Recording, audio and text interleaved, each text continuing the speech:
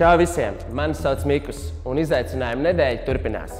Šonedēļ es jūs izaicinu izkustēties birojā, un viss, kas mums būs vajadzīgs, ir stabils krēsls.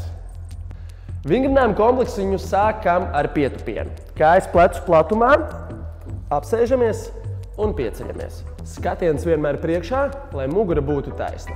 Hops un izelpa augšā. Katru no vingrinājumiem pildam 14 līdz 24 reizes. Turpinām ar izklupienu. Stabils pamats, kāpjam augšup un ar otru kāju lejup. Pildam vingrinājumu pārmaiņus, ar izelpu ejot augšup. Mēģinam uzkāpt 14 līdz 24 reizes. Turpinām ar korseti.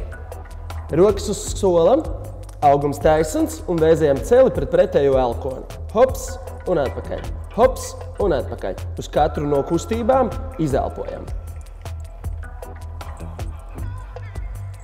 Un vingrinājumu kompleksiņu noslēdzam ar vingrinājumu tvirtām rokām.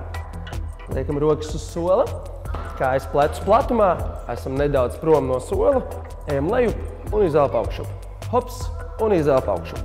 Jo taisnākas iztaisnosim kājas, jo slodze būs grūtāka. Hops un augšup.